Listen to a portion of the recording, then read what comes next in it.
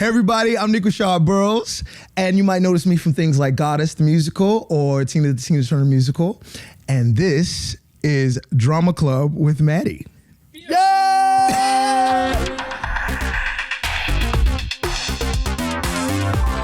Nick, this is so fun. I'm so happy so you're excited to be here. Okay, wait, you were just on a tour of the world. Yeah, I've really been on my own little world tour out here. The concert life has been so good to me. I was in Greece.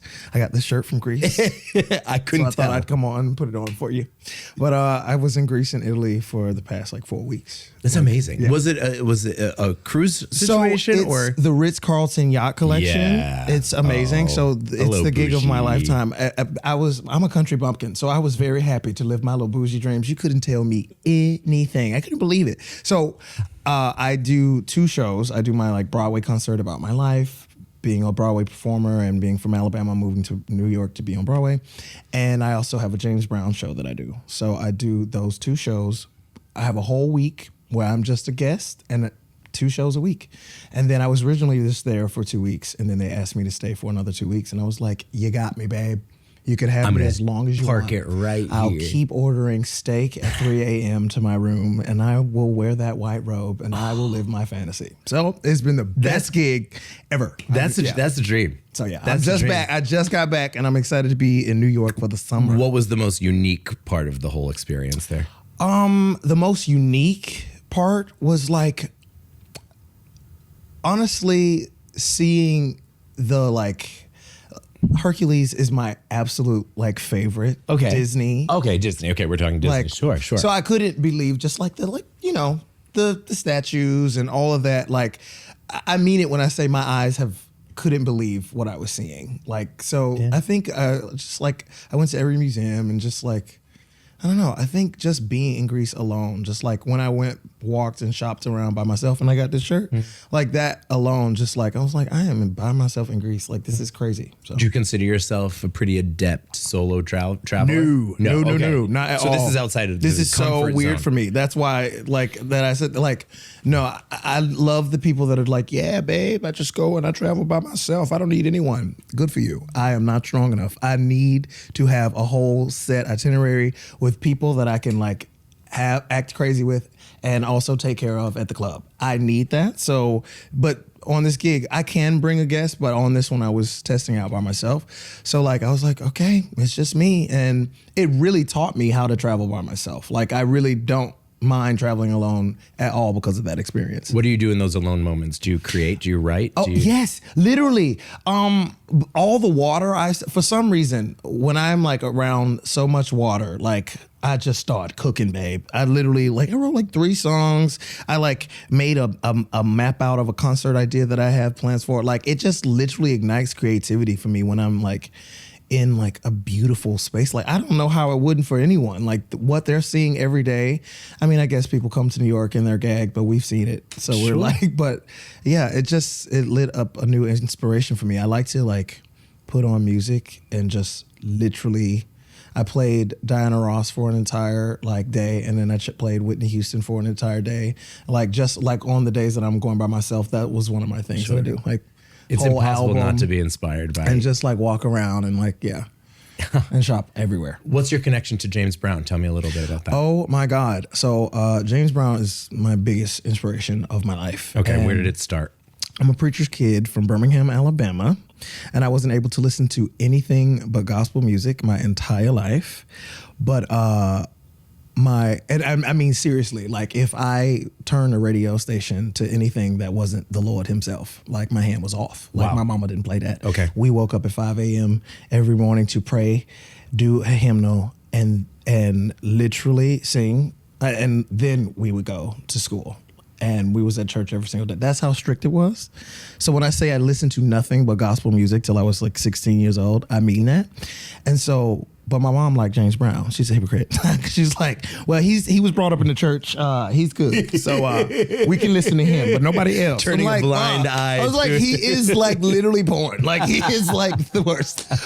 But she liked him, so I got to listen to him. She didn't mind when I listened to James Brown. And he was one of the first big inspirations that I saw of someone that looked like me. I have a very weird voice, and like to see him like you. Why do you say weird? In a good voice. In a good way. It's my superpower now. It's not a weird but like voice. I can't run from it. But like but he sings in a way that like that gritty gospel sound that he does with like making pop music and making all this music with that always inspired me. And so from an early age, like because of my mom liking him, because of like that being the one person that wasn't a gospel artist I can get away with, that and Whitney Houston, because she did Preacher's Wife. For sure. I couldn't listen to any other album but Preacher's Wife.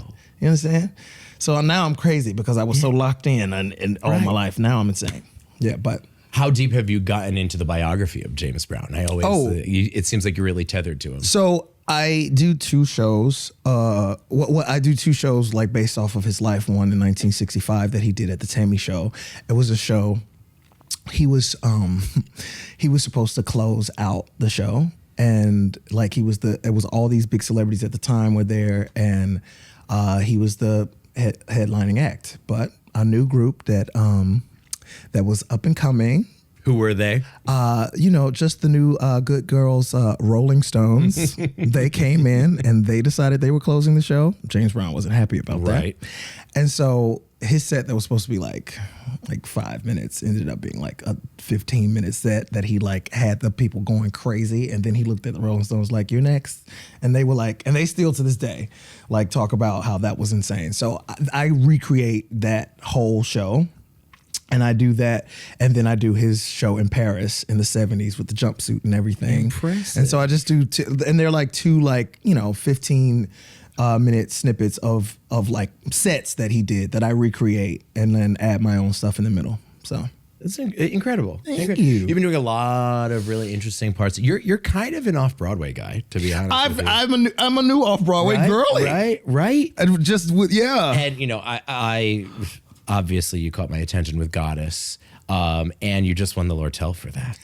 Featured performer. That was crazy. In a musical. That was crazy. Tell me about Ahmed, that role. Oh my God. Getting into that role and learning that role. And also, where the hell is Goddess? What's happening with it? Goddess is like, Mombasa forever. Mombasa. I had so much fun doing that show. That was one of the most exciting theater experiences I've ever had. I think it's one of the most exciting theater experiences I've had in a while too, and I'm even talking about this whole season. We love that. We love that. I think, you know what, we still going strong. It was so much fun getting to be a part of that group. It was so many people in that cast that have been friends of mine for a long time, or just people that I haven't met yet that I've always wanted to work with, and they were like a melting pot of like the best people to see every day for like that chunk of time. Like it really made that experience so amazing for me. And I was obsessed with that show forever. I remember Destiny Ray. I remember we did Tina together on Broadway. And so, we did that, and we survived the pandemic together, came back. We were that whole cast locked in. So when she was doing a workshop of the show, I was like, "Oh, I'm coming to see you. I'm cheering you on.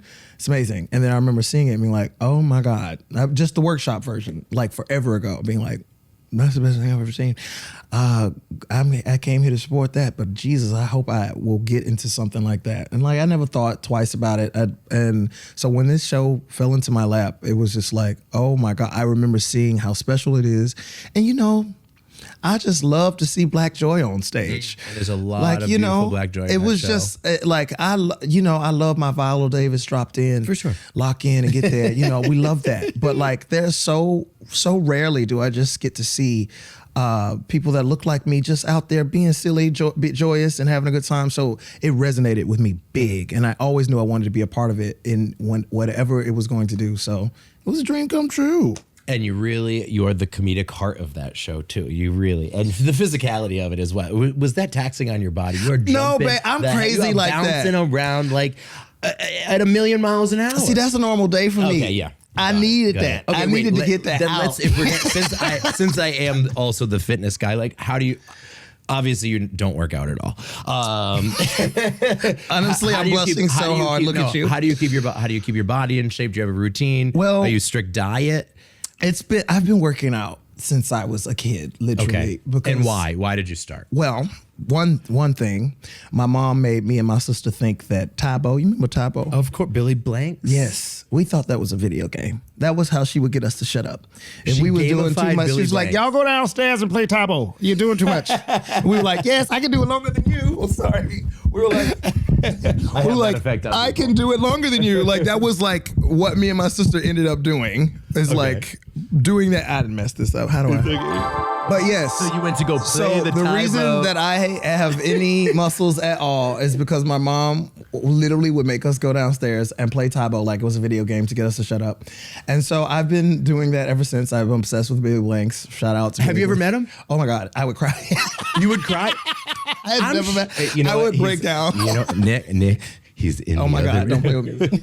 I would literally. Billy, are you ready? I would start Billy's crying. having a little bit of a resurgence. I mean, he's epic. He deserves like Right. let us re-gag about that. Yeah. Like I'm into that. Do you follow? Are you on the TikTok? I haven't really well, Okay, all just like here and there, but is he like still popping off? A and lot of the old school videos are popping up. So now this is obviously a generation of folks who've Yeah. never seen Billy Blanks. So the Tybo, I see, and that's what TikTok like does. shorts, and people are like, I mean, Gen Z, they're in Gen Alpha. They're like, what is this? wearing We've never those, seen this it was before. the hottest outfits. Everybody was just like an Olympian. It was amazing. Amazing. So yes, I've been doing that ever since. Wait, mom sounds like she she. doesn't play around. She's still with us. Oh, and, yeah, like, she's- kicking and yes. is she still Pastor. giving stage mom, pastor? Oh everything. yeah, she's literally like a matriarch of all things. Like, all right, son, go out there and be great, and I'm gonna do it for her because she it's no choice in that household. How many siblings? You have a sister? Me and my beautiful sister Judy. What does Judy do? Where's she at? Judy's an accountant.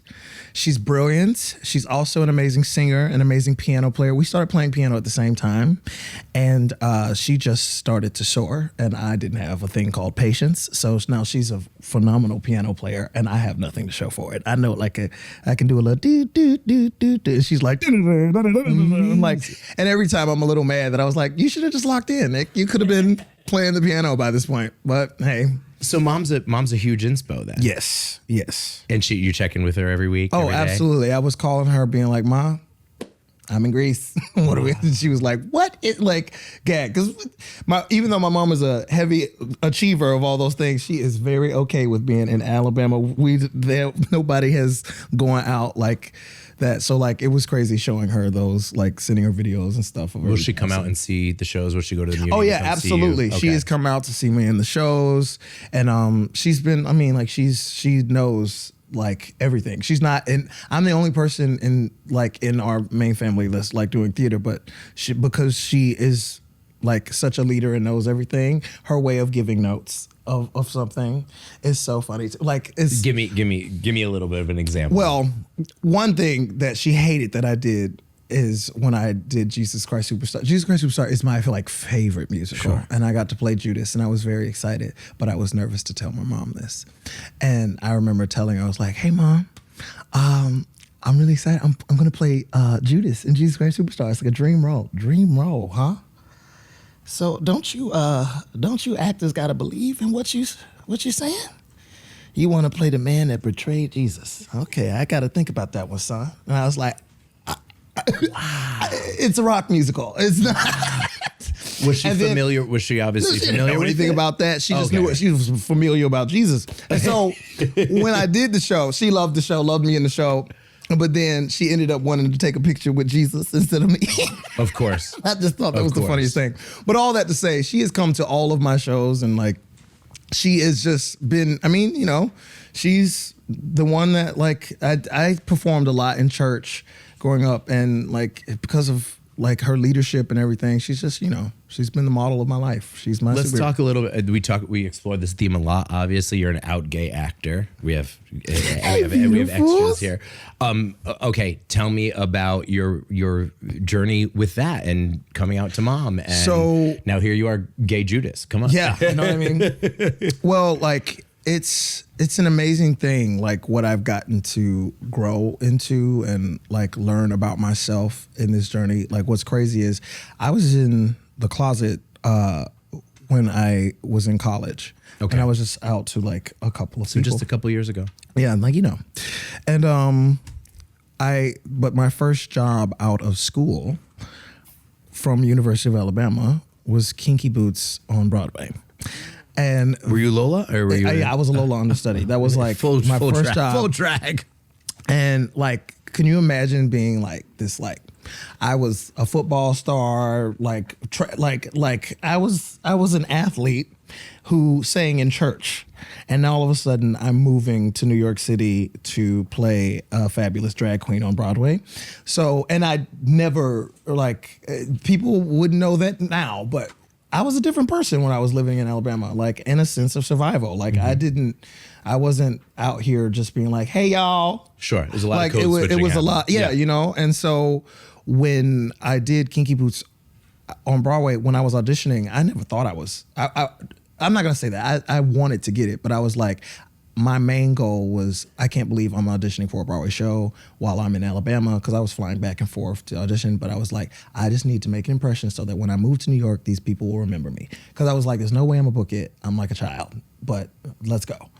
And 7 callbacks later of me flying back and forth from Alabama. What's 7 callbacks? It was insane. Well, they put me to the death because they don't know me. How do you manage, like, what's the mental toughness of 7 callbacks? Like, at some point you kind of just say, like, if I get it, whatever. If I don't, or does the vice just get tighter? No, for me, like, because it was the biggest audition of my life, and I knew I had everything against me, being like a kid from Alabama, and then I do the first audition, and everybody in the room is somebody I've YouTube stalked, like, you know what I mean? And who are you sitting in there with? And tell me. Oh my God! Like, is it wait, that's crazy. I mean, is it people we? Jay Harrison. Of course. Can you imagine? Like, can you imagine little old me? Yeah. Like, I ain't been nowhere but Alabama, and I literally like got on my, like, still trying to mask it up even for this audition. Like, I have never been around gay people like that, like, in my life. And you're sitting here in the same room as Jay. And people are this tall goddess walks in here with fishnets and heels and, like, beat to the makeup so pretty in a way that you couldn't even. I've never seen that. What are you talking about? I didn't even know you could do that.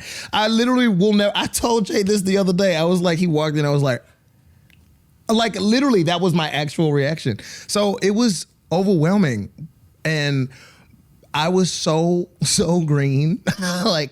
But I knew that it was such a big opportunity, and I mean, I locked in a way that I have never locked in before, because I was like, and I was picking up a shift while I was in Alabama during my senior year. Because, I mean, who got money for all these plane tickets? And they do not care that I live in Alabama. Do you want this job? Well, you got to be. I was in a math class when I got my first call back in New York. And I was just like, I have to be in New York City tomorrow. Stay in school, kids. Stay in school. Stay in your math class. Yeah, because just in case that callback doesn't come back. I had to go back. You see what I'm saying? And so 7, but that's another story. But getting Kinky Boots, I was in the closet during that whole time. And so when I was moving to New York, that was like the first time that I was like people were meeting me as a completely new person. People were meeting me, even though my nickname for the first year was like, oh, you that Alabama boy. That was literally that was my nickname for Alabama boy. Yeah, Alabama. You need merch. Honestly, Alabama let's get some money. But it was my first time, like, people meeting me. And so it was me testing out who I am as a gay man. I dabbled on the low. Sure. In Alabama, just being like hiding it, and only like a few people in my life knowing. And then so moving to New York and having to play a role that was so authentically queer and like loves every second of it, and like they paying you money to do that, you gotta dig deep inside. Like, Kinky Boots quite legitimately made me get in touch with my feminine side, my queer side. I mean, I was 100% prepared to lie about my sexuality my entire life. Okay. Live a secret life of brilliance and be super successful, and then be like, Mom, look, I did it. I'm successful. Okay, but here's the catch. I'm gay. But see, I was successful also. Like, that was my mindset. And so it's a prison. Yeah, it is. It's a prison. And it's a prison that is kind of from a different age. Yeah. As far as, you know, that's kind of how it used to be.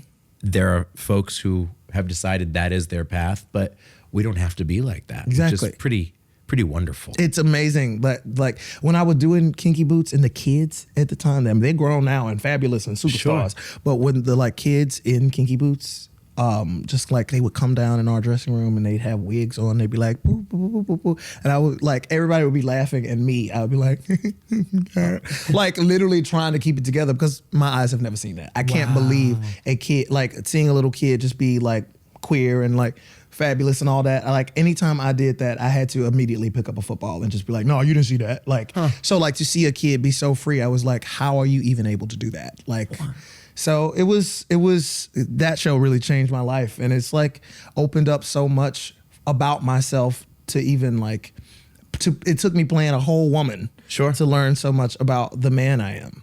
I mean, we obviously inherently, we talk about art here every minute, and that just is another example of how powerful even something like Kinky Boots can be. I hope you go and share that story with Harvey someday. Like the fact that art was able to really, you stepped into your own power, you stepped into your identity.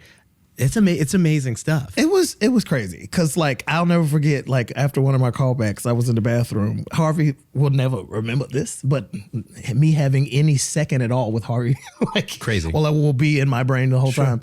I was peeing. We peed next to each other, and then I washed my hands, and then he said, "You're gonna have a great career," and I was like. You squirt all over the place. He remembers me at all, but like I gagged him enough for my audition that he said that, and so a win is a win, babe. That's a win. A win is a win. So, oh my God. Oh, Nick, that's all right. So wait. Now, obviously, Lola is really a really joyful character, and to talk about Mom a little bit, right? She said you need to believe in what you're acting, right? But now you like roll into something like Turner. Oh my God! And how do you? Again, you're a joyful person. You have this bright spirit, and now you're playing somebody who is a trash person. You know what I mean? About as bad as it gets. Well, you know what's funny about that?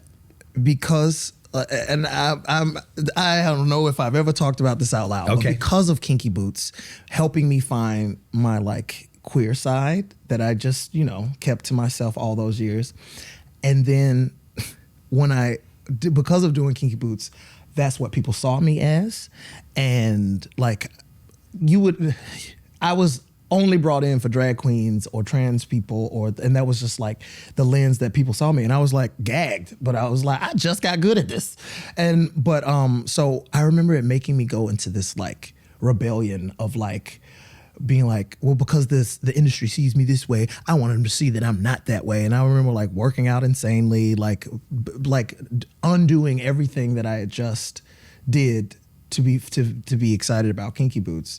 And there was like I like went back into like toxic masculinity. Is it an undoing or like a re-exploration? No, how do you describe that? Well, I did it because I got so tired of and I say this out loud to be like, you should just do what you're gonna do and like let people accept what you are and do whatever art you can do on your own. But like I remember like trying to prove to my family or like to like people that I was like, well, I can play a masculine role, like all these things, because like all these great things that being feminine brought in within myself brought brand new insecurities that I think most men who are actors like could resonate with. It's just like we transform the way people see us just so that we can be seen for one role. Like we'll do months of making you see me another way so that I can be seen for something like. And so I remember like getting Ike Turner and like being like, yeah, I did it. I showed y'all that I could be the lady and I could come in here. And then I remember like, and I beat the lady. And then I remember being like frustrated in another way of just like I never can just like be okay with myself. It like opened up something that made me be like, I don't like how toxic masculine I like got myself to like make people see me a certain way. And then people only started to see me that way. And then I started to get upset and was like, well, hold on. I'm still fabulous. Why must I always Look at be these an eyelashes. angry villain? And so it was just funny to like go both ways with that. And it's just like, and so getting to do Goddess was like the first time I just like, got to be, that was the closest to me. Sure. Doing something like that. Where Just a silly clown. You bouncing know, all I over. don't mean no harm. It's I'm called crazy, versatility, babe. Nick. It's called versatility. I guess. I want to talk about the state of Broadway a little bit. We usually have this section where we kind of get into questions like, who do you think Broadway is for in 2026? Well, people are learning that Broadway is for everyone. And if people would just catch on, you see the success of like authenticity. Anytime someone's brave enough to be very authentic and be great as well and show people a new lens of what you could see in storytelling, 9 times out of 10, it's going to be exciting. I mean, like, people love to see what they haven't seen before. And to be frank, we've seen some of the same exact stories played out. I mean, we've seen 2 white people fall in love every day since we were no matter who you are. When you see something like Buena Vista Social Club, like it's changing your life in a way of like, oh, they're not speaking in English, but I'm following the entire wait, I've never seen anything like this. This is amazing. And then like it does well. And then Hamilton, Lion King, like and like just anything that takes a risk of authenticity and it's executed well. Sure. I think it's been proven that those can do well. It's been proven that those can succeed. So Have you seen something recently that you just totally fell in love with? well, I'm just gonna always talk about Cats because Jalen Livingston, I am so proud of him. He is one of my best friends. And Very deserved. we were in the living room in my living room when watching videos of Cats, of what musical theater videos, like Tony performances, like pro shots like just from being forever. Okay, got it. complete Okay. musical theater nerds. Yeah, we do this all the time. And like we're roommates. And You were roommates? Yeah, we're roommates at this time. Wow, during okay, pandemic. great. And so, we just shooting shit, being ridiculous, and laughing at musical theater clips. I'm up acting out stuff and like being stupid. We're just laughing, being ridiculous. And he's like, what? Hear me out.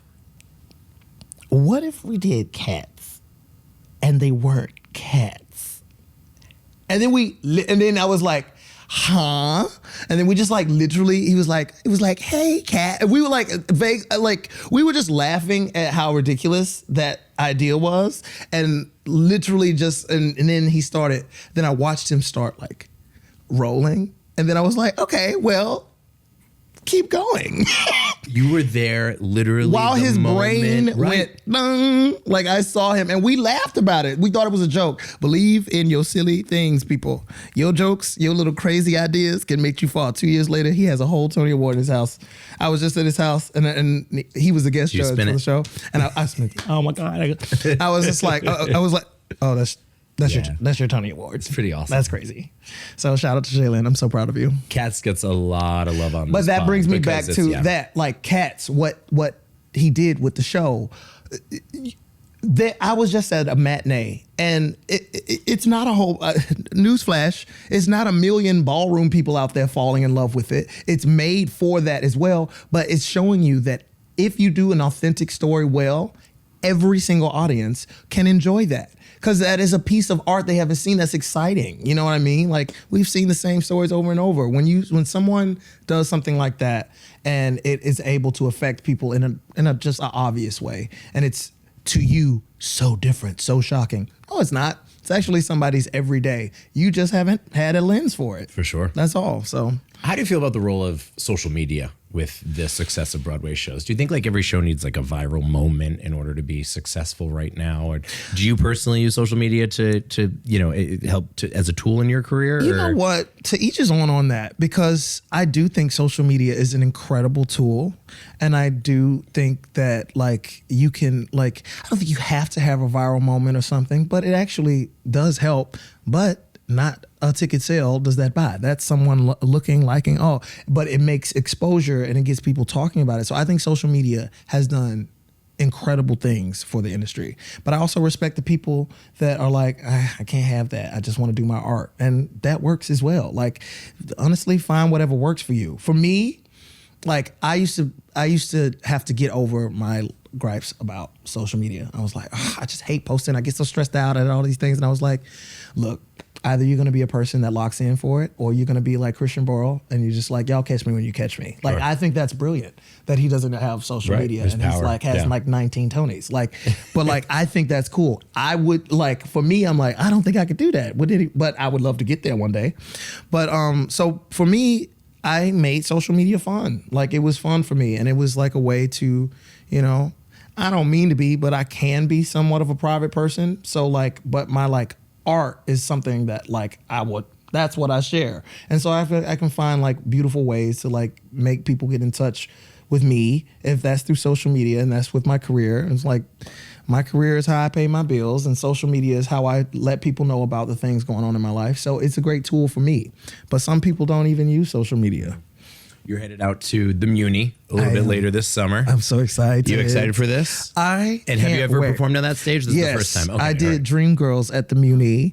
I played Jimmy Early, and it was like one of the most exciting gigs of my life. What do you love about it? Oh my God. Well, first of all, you feel like you're Beyonce in a stadium. Like, look at 11,000 people. And it feels up every time. Like, every time you see those pictures and the videos of the Muny of like that's every night.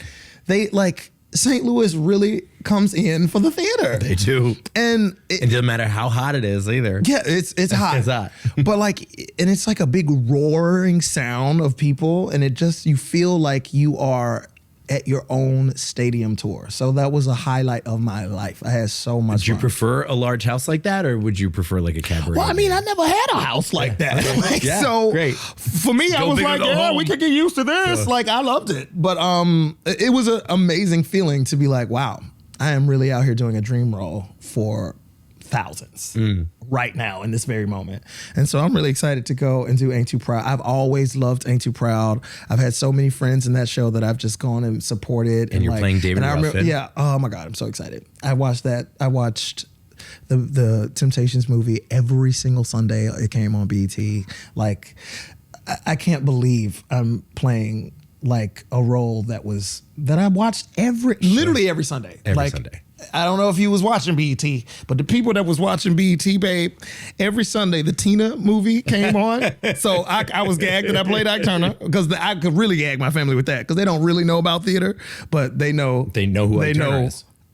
They know Ike Turner, they know David Ruffin, because of the movies happening every Sunday. So it's a dream come true for me. Let's talk about Dreamgirls. Dreamgirls is we're looking at a revival coming up this next season or whatever. Honey, is that something you're going to go in for? I mean, babe, I would never turn that down. But that is going to be an amazing show that is going to put a lot of amazing people at work for a long time. I'm just excited about that show happening at all, because like we deserve to see so many amazing talents like tackle all those incredible roles. So I'm excited for it. It's one of my top three. I will go as many times. No, I've never loved a musical more in my life. Really? It's literally so exciting. Is that number one for you? Dreamgirls is number one. Jesus Christ Superstar. It's a three. Okay. It's a Pippin. It's a Jesus Christ Superstar, and it's a Dream. It's a really well balanced selection. Thank you. Yeah, I like I that sit one. with that. That resonates with me. We like to say, and we like to ask, if you could ban one thing from Broadway for the next 25 years, what would that be? Yeah, and I want a hot take, huh? The answers range from, some folks don't like LED screens. Mary Testa said she doesn't like audiences. You know what? And that's all right. She said ban the people. You set your Zoom up. If people want to watch it, they can watch it. But that's not on you, girl. You just do your art. I actually love that. Ban it.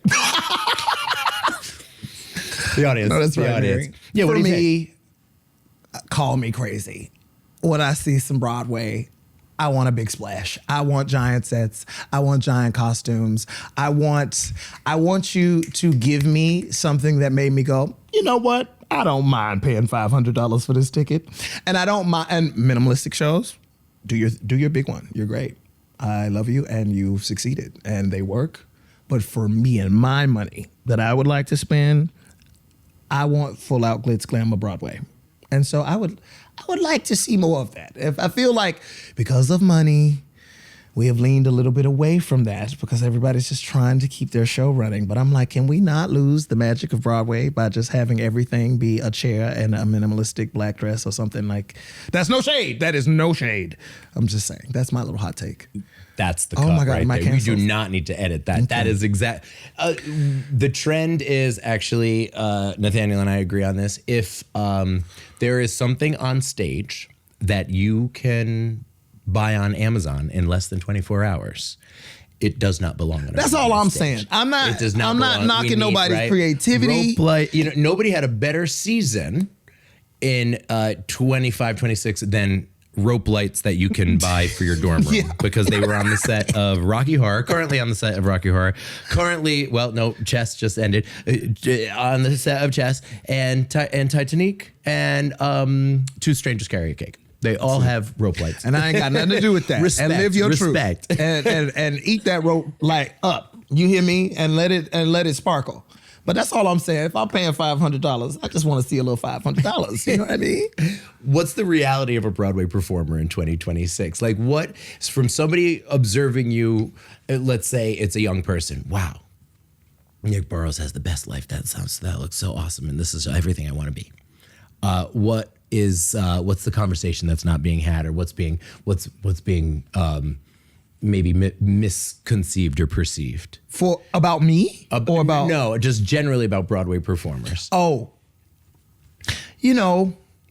it is hard and it can be cutthroat and all of those things. Yeah, is it as friendly as folks? But it really is it's what you make it, but it really is a community. Everybody who has decided to dedicate their life to this crazy art form is like a weirdo unicorn.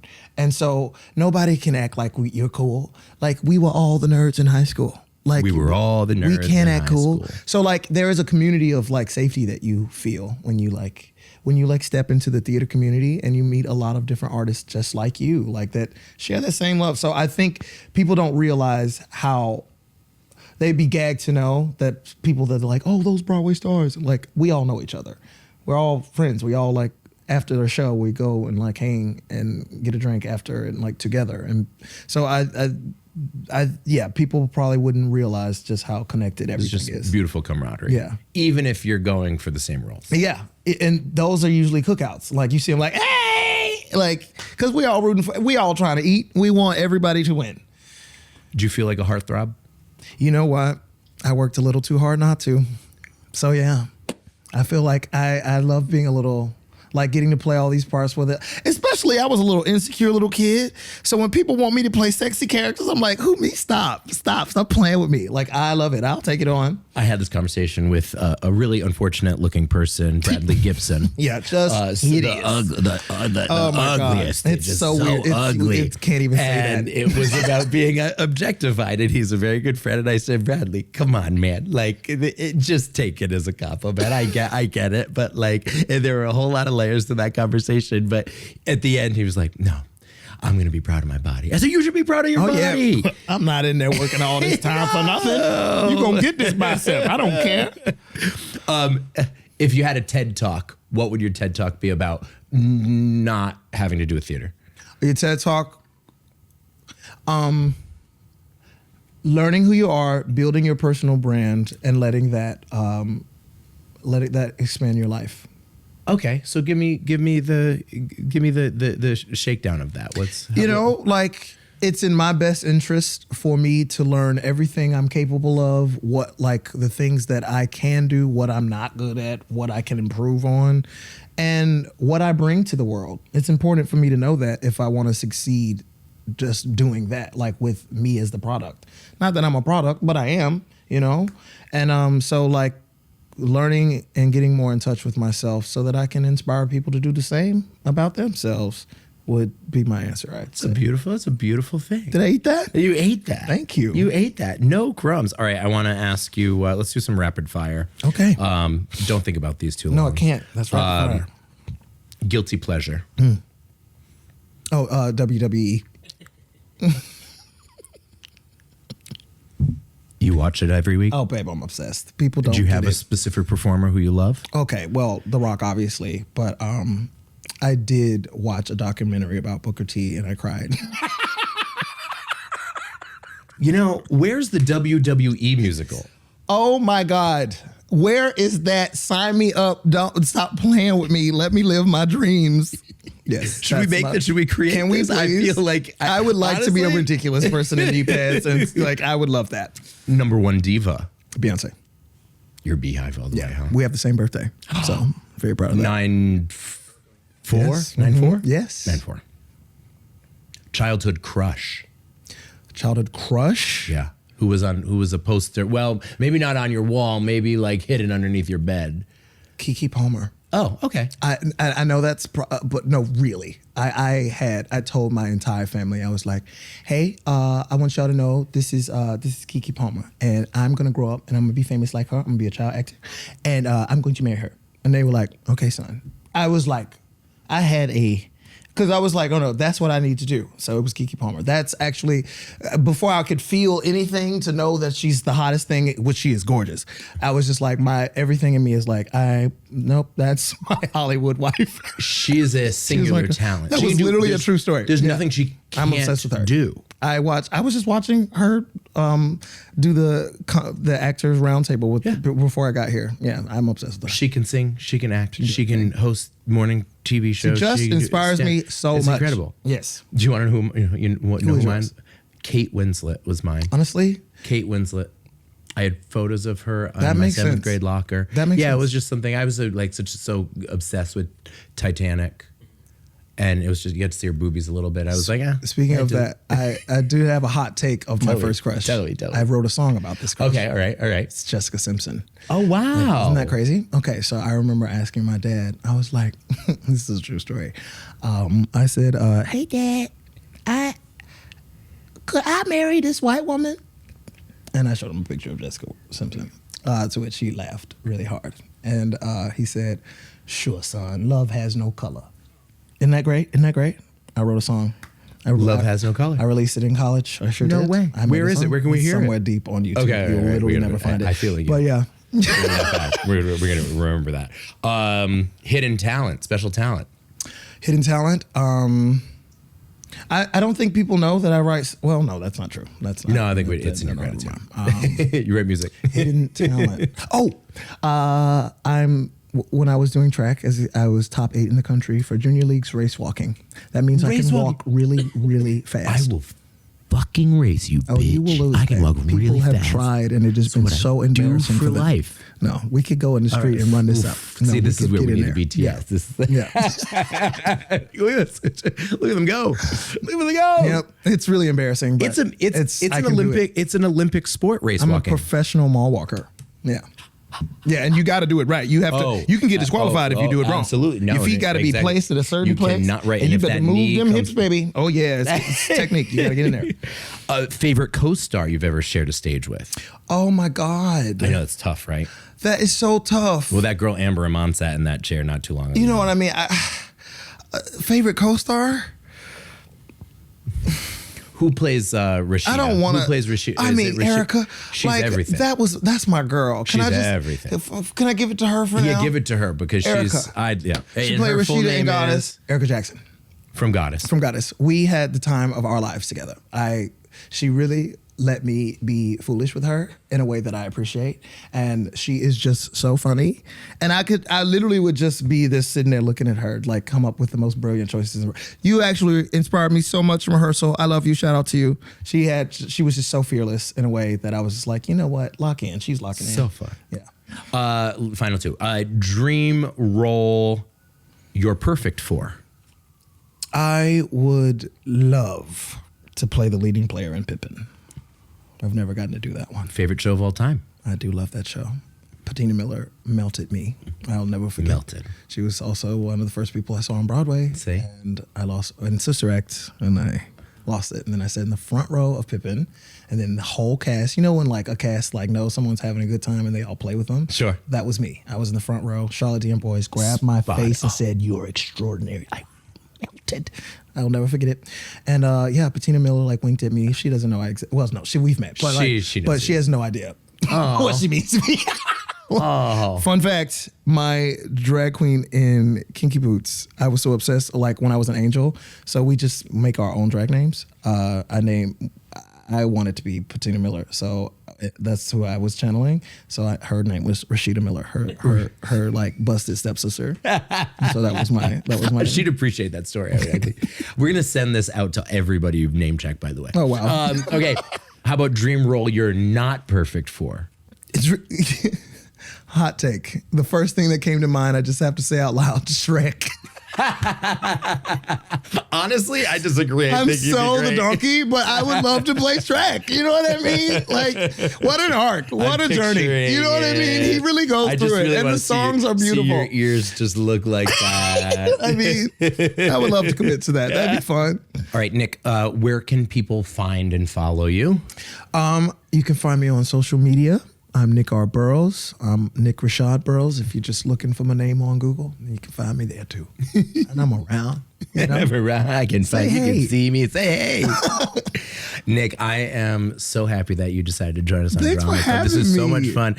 To all of our friends out there, as always, you can find us on pretty much every streaming platform. Check us out on Spotify, Apple Music. Follow us on our YouTube channel, Instagram, and TikTok at Drama Club with Matty. Follow me at Matty Majacomo. Until next time, nerds, I'm Matty Majacomo, and thank you for listening to Drama Club with Matty.